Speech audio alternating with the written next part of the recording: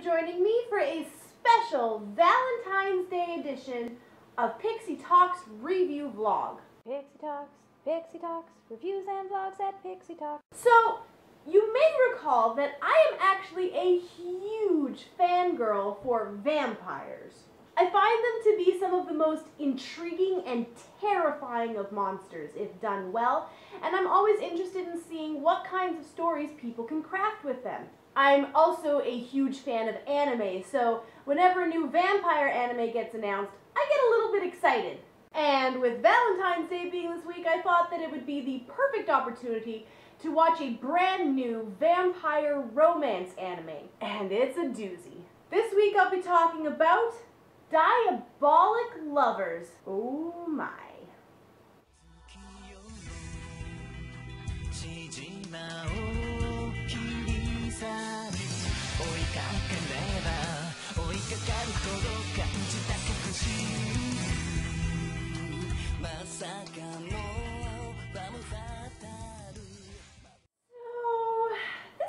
Of a controversial show, and there's a lot to talk about here, but before I delve into the nitty-gritty, I want to just cover the basics. I first discovered this show because I saw a bunch of people on Twitter talking about how appallingly sexist it is and how cliche and gross the entire premise seemed. So here we go. Yui is an average teenage girl who gets sent off to live at a strange and mysterious mansion. Soon after her arrival, she swiftly learns that the mansion is inhabited by a family of vampires, and she has been offered as a sacrificial bride. Now she must learn to live as a constant source of nourishment for her undead hosts, in perpetual terror of when the next attack may come. Instantly, I can see why some people would hate this, and why some people would love it. Now, it is important to note that this series is based on a visual novel PSP game. As such, there are a few things that we can expect from it.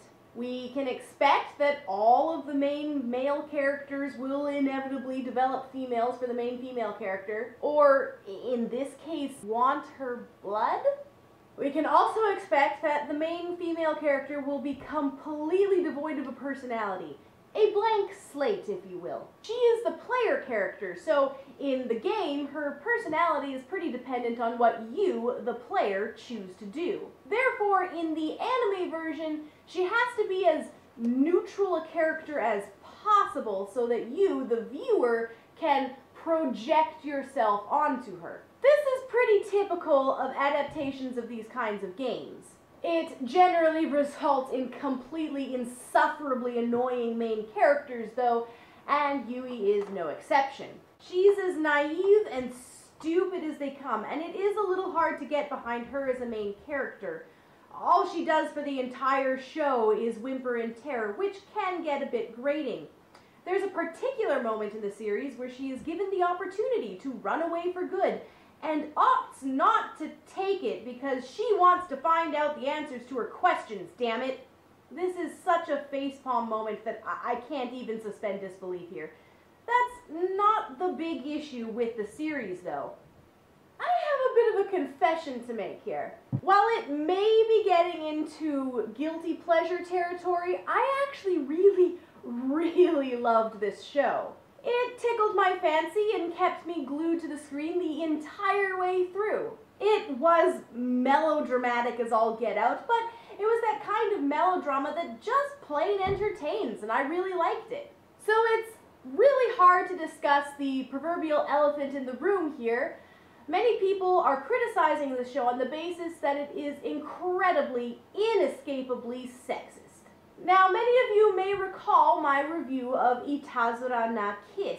I ripped that show to shreds for being an appalling pile of misogynistic crap. So why the double standard? Why did I absolutely enjoy Diabolik Lovers? Well, I think it comes down to this. Itazura na Kiss presents an abusive relationship as being not only completely normal, but expected behavior from men. Diabolik Lovers, on the other hand, never presents these relationships as being normal or healthy. And let's not sidestep the issue here. The relationships in Diabolik Lovers are totally abusive ones. This is is a girl being held captive without her consent. The guys in the show are constantly taking extreme delight in hurting and scaring her, and they are constantly attacking her, forcibly drinking her blood. I feel like that's a metaphor for something. But it is intrinsically a horror show. You, the viewer, are meant to feel afraid along with Yui. It's being presented as something inherently scary and a bad situation to be in. But it's also being presented as a romance show, you might protest. Yes, this is very much a show that is specifically for those who really like the idea of the horror romance.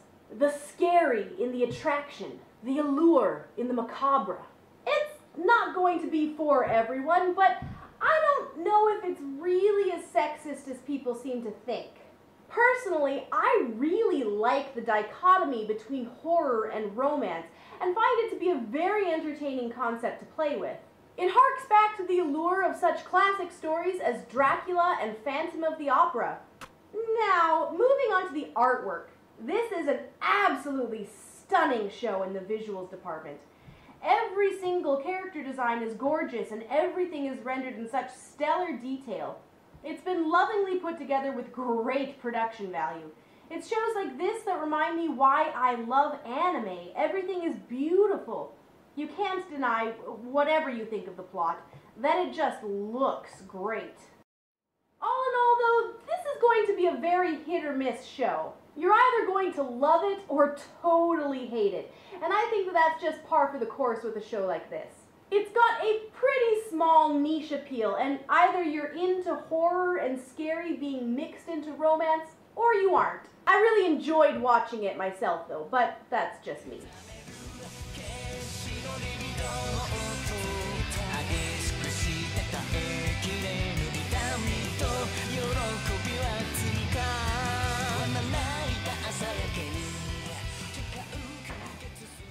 And that's it for my review of Diabolik Lovers. Hope you have a very happy Valentine's. Next week, I'll be doing a review of the Lego movies, so be sure to subscribe and check back for that.